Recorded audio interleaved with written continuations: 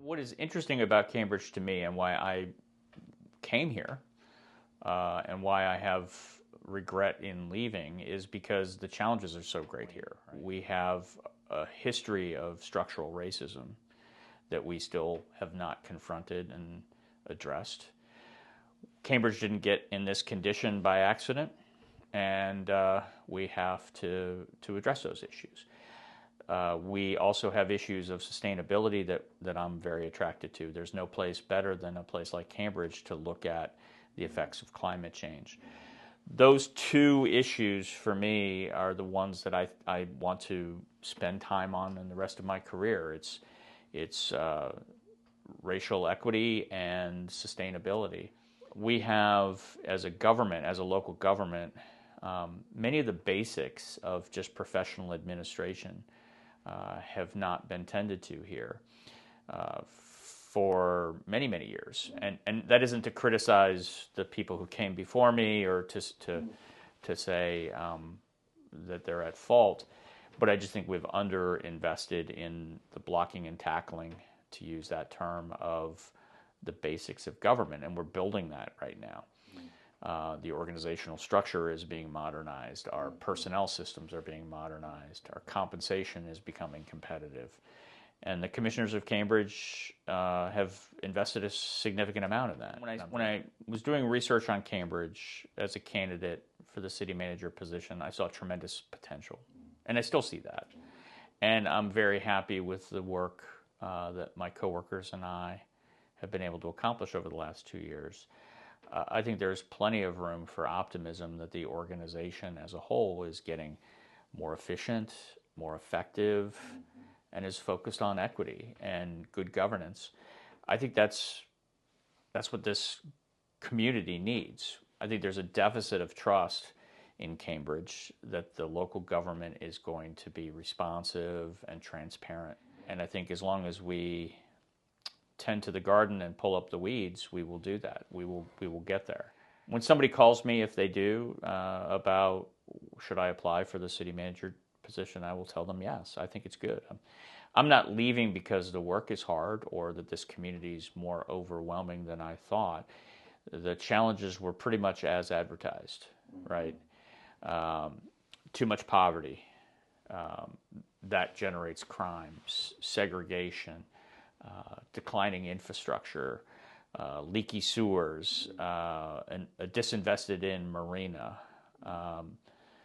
Those are the challenges that should attract a really good city manager candidate if that's what they want to do. Let me be clear. I resigned because over the last 9 or 10 months, I've been raising the alarm to City Council that I do not think CWDI and the Cambridge Harbor Project are on the path to success. I don't think we have the right team in place to implement that. I don't think they have the right skill sets, and I think we're headed towards a very expensive disaster. And I will love to be wrong, but I don't think I am, and I base that on all the years of experience doing economic development work as a city manager. The two communities that I've helped transform, Loveland and Silverton, with very successful, impactful economic development projects, not nearly as complicated as Cambridge Harbor, but there are a lot of lessons learned, and I believe in local government we should try new things, not make the same mistakes over. Let's make new mistakes by trying something differently. If we're going to make a mistake, let's not repeat the mistakes we've already made. CWDI is an organization. I understand the benefits of having an organization like CWDI responsible for it. Cambridge and Dorchester County both, I think, have had political swings and changes and not always stability. So there's a huge benefit in having an independent nonprofit organization set up to do that. So I don't think the vehicle is wrong. I think the people driving the vehicle are not the right people to drive the vehicle.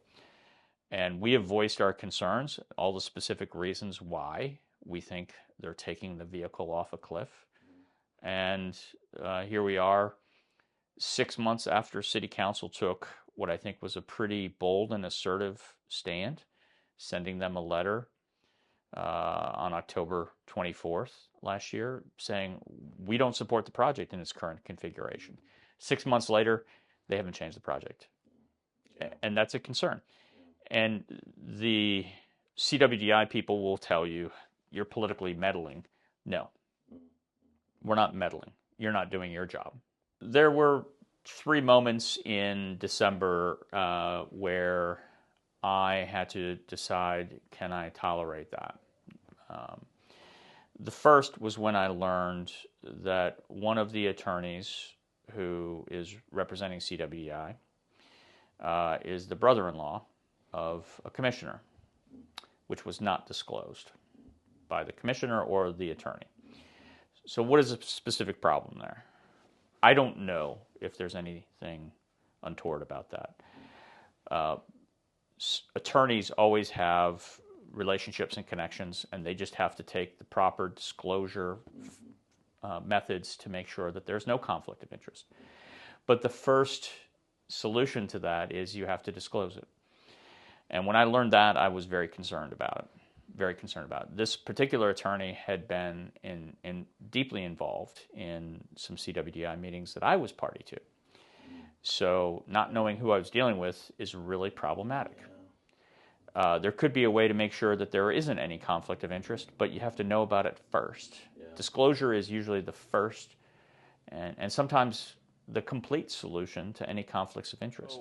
In December 15th, the executive director of CWDI sent an email to their stakeholders group, which includes city and county officials and CWDI board members, blaming the city's words and actions for potentially jeopardizing their hotel deal, which I've never seen any documentation about a hotel deal. It was an inflammatory and political thing for him to do. And when I spoke to LaJan Cephas about it, she had indicated that she had had a conversation with Shea Lewis-Cisco, who's one of the board members for CWDI, one of the city's appointees, saying that I should reach out to Shea and Dion, who's our second board member representative, and ask for some communication. And I didn't hear from them for weeks, other than don't send it to my work email, you know. So even after LaJan had been doing the work, right, like she's doing the political work, communicating with a CWDI board member, invites me to reach out, crickets. You know, and the fundamental problem has been transparency and communication. We just don't have confidence in what they're sharing with us.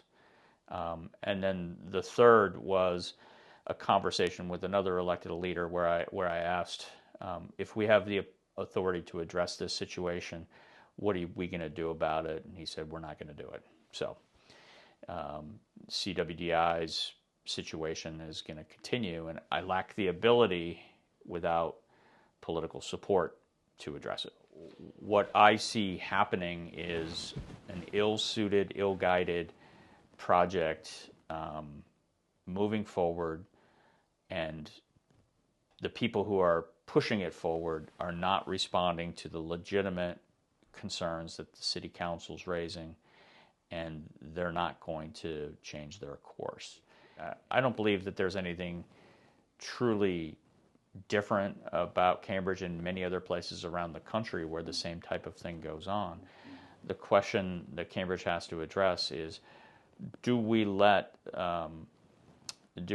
good old boys decide what they're going to do with public's subsidy, or does the public and the elected leadership stand up and say, no, we're not doing it that way anymore?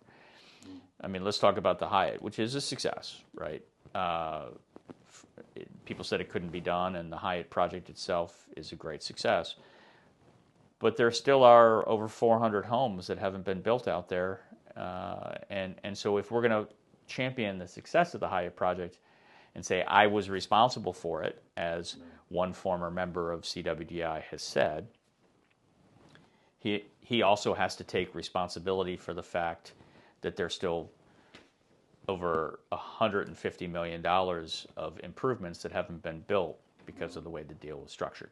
You can't brag for the success without taking responsibility for the problems that still exist. What needs to happen is CWDI needs to be completely transparent with the city and the county and the state. They need to understand that the plan that they have does not generate enough economic value. I mean, the city's 4 concerns that we laid out in October are still as true today as they were back then. CWDI should not be its own master site developer, and all the other problems stem from that. For whatever reason, they have decided that they can do that, even though specifically in the transfer agreement of land from the city to CWDI, we required them to select developers, and they haven't done it. They're in breach of their covenants, which relates to our 4th point, which is the governance overall. I understand confidentiality in economic development. They are keeping things confidential that should be public, plain and simple. And so that's the fundamental governance problem, and it's unacceptable in 2024. It was unacceptable in 1950s. We've learned stuff from the 1950s that we don't have to repeat, right? The second point from the council's letter from October is it doesn't generate enough economic value. There's no private equity in the deal. A private developer would bring his or her own equity, and they would invest in the infrastructure. Inevitably, there would be a gap, and would be talking about how do we close the gap with public subsidy. That's the game. I get it. I understand it. In this context, there's just not enough economic value created in the project. There's a number of ways they could improve the economic value, and they're choosing to do none of them. The third problem is specific to the TIF. A TIF is an acronym that stands for Tax Increment Financing District. So that's when people talk about TIF. It is basically a way to capture the future tax revenue from the development itself, borrow against it, and use the future value in taxation to pay for the public improvements that are necessary up front. So it's a way for growth to pay its own way, or at least contribute from future tax revenue. It basically means that the existing taxpayers are not subsidizing the development. That is the essence of a TIF. And in this case, this is an overly leveraged 30-year TIF with a balloon payment at the end that nobody should loan money on this TIF model. The financial fundamentals do not work. They do not work. And the other problem with the TIF is we would do the TIF at the end of the project to figure out how to close a funding gap.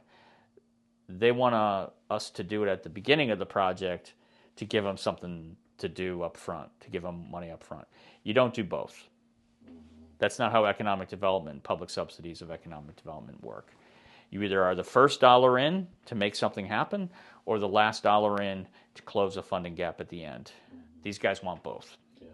And that doesn't work. I get a lot of, you don't understand. A lot of, we can't share that other information with you. Well, City Council in Cambridge controls all the cards for the creation of a tax increment finance district. So what is standard and customary in a normal development situation is that a developer is sharing with us the information that we're asking for. They give it to us early, and we work on it together to figure it out in a partnership fashion.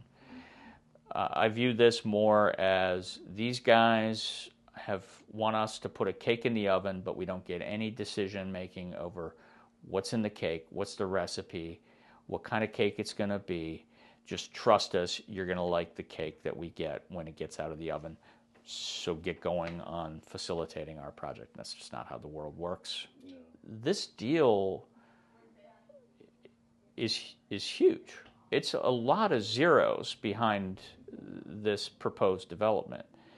We don't have to do this, in the old-fashioned way where this is a sophisticated development. We should be bringing in outside professionals to evaluate the work. And the city is.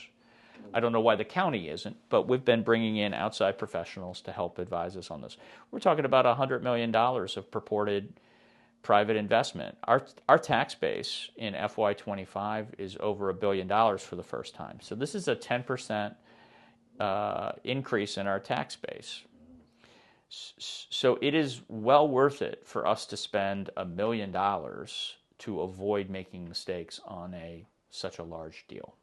And we need to be prepared for that. Yeah. So my fear, not my worst fear, but my prediction of what will happen is if the city just did what CWDI was asking us to do, we would create a TIF. It would enable CWDI to borrow and spend $22.5 million or so on various improvements, which is about half of what they need. They need to go get the other half, and they won't succeed. So what's the worst case scenario is the city enables them to borrow a huge amount of money to be paid off over 30 years, and the project doesn't materialize in any way, shape, or form like what they're forecasting. Their entire model is based on a 2% appreciation in valuation for 30 straight years. That doesn't happen. There's a recession, there's a war, there's a pandemic. These are all things that we have seen happen really, in the last handful of years, right? If you have a business model that predicts none of that happens and my debt repayment relies on none of that happening, you're not going to repay your debt. So then the project's going to run into all kinds of problems, and there's no private equity involved in the deal.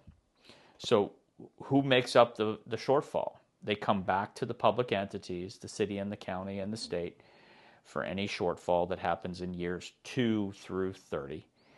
And the taxpayers are on the hook, and we have to be the responsible party for a deal that we didn't want to do in the first place.